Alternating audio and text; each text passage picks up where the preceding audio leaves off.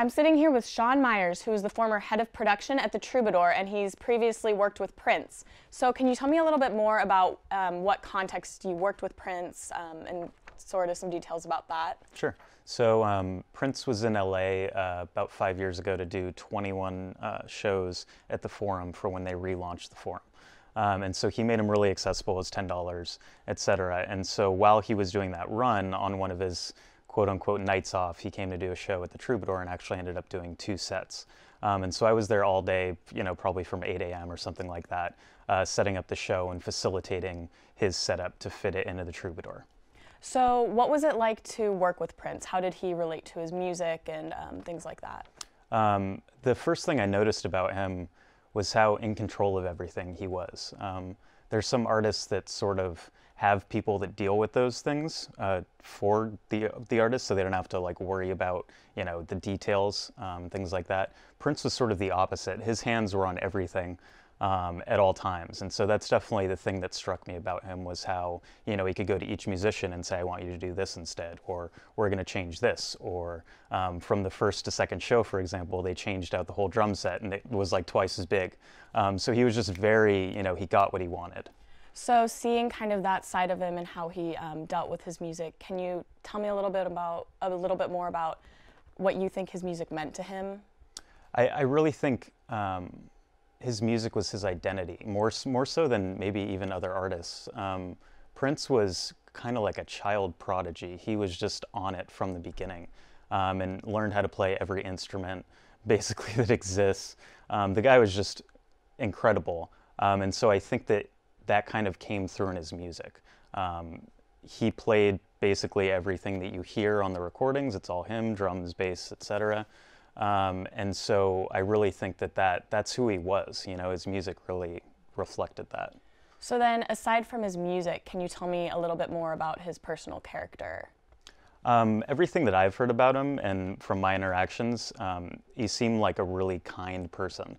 And on the surface, there was sort of that element of, he was in control of things, and sometimes those people come off as pushy and those sort of things. But everything that I'd ever heard about him was just that he was a really nice guy, that he did really nice things for people he cared about. And he was also a private guy. He lived in Minneapolis his whole life. And so he was not about the bright lights in Hollywood and all of that stuff. He was very much a man of character, from what I know, that kept to himself. And so are you personally a Prince fan? I am, yeah, absolutely. So how do you think his music, what impact do you think it had on the music industry?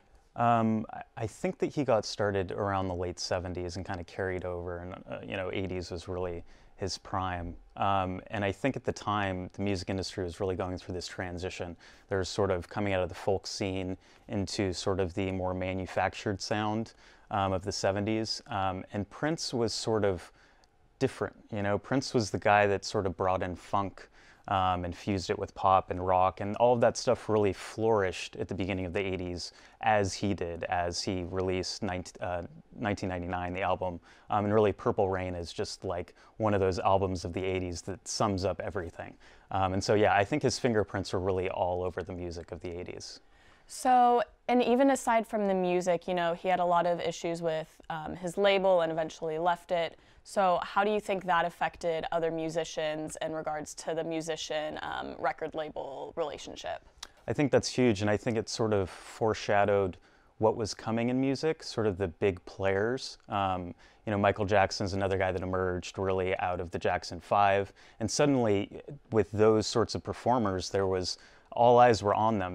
That's the heyday of music, really, is the 80s. And so that battle between Prince and his label sort of, I think, shows how big these things started to become. It wasn't just oh, your music's going to get played in some cafe and maybe people will hear it. It was the sort of thing where your album is all over the world now and everybody hears this, and all of those little pennies count, And so when you see artists today like Taylor Swift, for example, who take control of their entire image, I think that it's really based off of people like Prince who started out doing that and blazed the trail.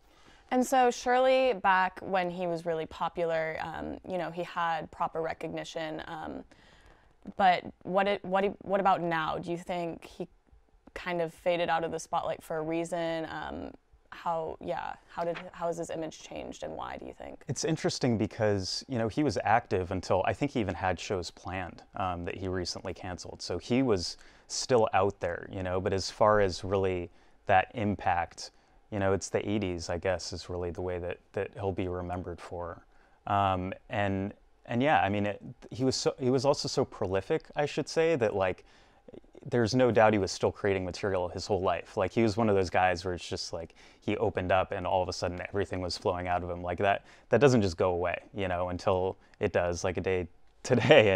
And that's what's crazy about him. Like, I know that they're just going to find so much stuff that he's been working on that's in the studio and half finished and all of that stuff. And that'll be exciting too, because the guy was methodical. He kept track of everything, I'm sure, and did it all himself. So it's going to be really interesting. Yeah. And before we end here, do you have any personal stories about Prince that you just remember and kind of sum him up?